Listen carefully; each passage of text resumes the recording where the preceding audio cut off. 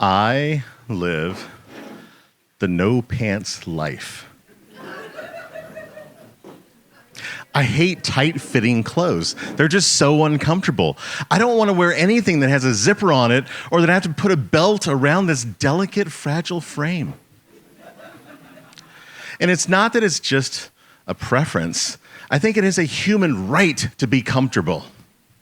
But I grew up in a world where I had all these social constructs that I had to conform to. When I was little, I had to go to church every week, and then I had to wear a suit. If it was cold out, my mom would put a turtleneck around me, and I'd stretch that neck out until I ruined it, because I hated those things. My ex-wife used to like to put me in pants that were like hugging my legs and so uncomfortable. And when early in my career, I had to wear a tie just to sit at a desk. That life was all about appearances and had nothing to do with comfort. And finally, I have a life that's where I can breathe. Until my friend Ashley invited me to her wedding and told me that I had to look the part. Now, she didn't just invite me to the wedding. She asked me to sit at the VIP table with her family because all of her family was coming in from different parts of the world, and she felt that we'd enjoy conversation together. So it was very kind of her to do that. But she said, if you're going to sit at the VIP table, you have to look like a VIP. Now, my adorable and wonderful girlfriend, she doesn't care if I show up in a burlap sack. But in this case, I wanted to be a hero and look great next to Angela, my girlfriend, and I also wanted to look great for Ashley, who had invited me to be at this VIP table. So I decided that I was going to rent a suit, and I went to Nordstrom for a fitting. And I meet this guy. He's fantastic. He's helping me to find a suit. But he reminded me of like Martin Short from that movie. What is it called? That movie. And the Father's Bride. Father of the Bride. There we go. Thank you. And so, but he had this issue where he's like everything had to be super duper slim or it just didn't belong in this world. That was just the world that he lived in. And it's like he didn't even see the guy that was standing right in front of him. But I got fitted anyway, got a suit, and I went home, and about a week before the wedding was here, this suit arrives at my house. I put on the pants, they fit pretty nicely. I was okay with that. But then I put on the coat, and it was like physical torture just to get this thing on me. Putting my arms in the sleeves was like 2 blood pressure cuffs in the sleeves, and all the air left my body. It was just terrible, terrible torture. It was like, it reminded me of that song, Fat Guy in a Little Coat. And I looked like Randy from A Christmas Story. My arms were just stretched out and I couldn't put them down.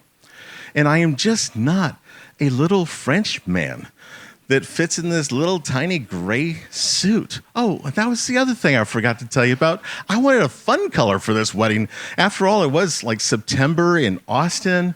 And so I wanted something colorful. And he told me all of the fun colors did not come in my dimensions. So I was sentenced to be like all the other boring men at this wedding and wear gray. So I take this coat back, and because I want to swap it out because it's so uncomfortable, and I put it on for Martin Short, and he tells me, no, you don't understand. In Hollywood, tight is hot, and this is the way it's supposed to fit. And I was resistant, but I decided for the girls just to wear this suit. As the wedding day comes, Angela looks amazing and stunning in her red outfit. She doesn't just walk across the room, like she hovers across the room like a gentle breeze, whereas I'm like my own massive storm system of discomfort. And we make our way downtown. We hop on this shuttle that's going to take us out to the wedding venue. And it's this vintage bus that hasn't had AC operating in it since the Carter administration. And it was 100 degrees in Austin. And inside the bus, it was at least 120.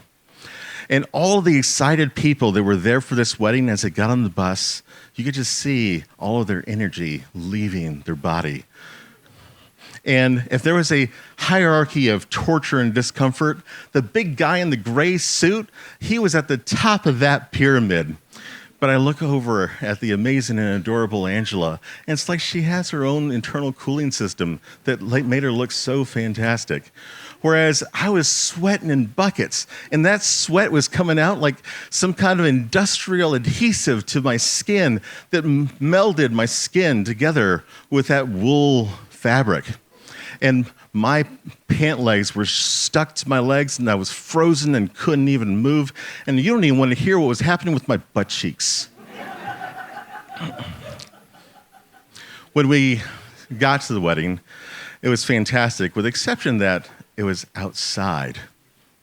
Now, it was overlooking this cliff, and the scene was gorgeous, and it was set up so in time, so that way when the bride and groom says I do and they kiss, the sunset was behind them, falling behind the cliff.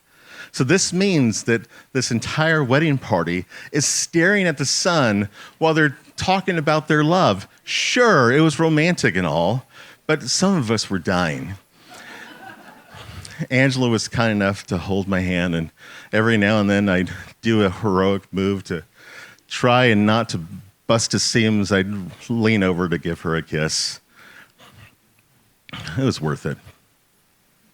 After that was a fantastic dinner, and then the party started, and the band was fantastic. And everyone started to move, but I was thinking, Abel, don't move.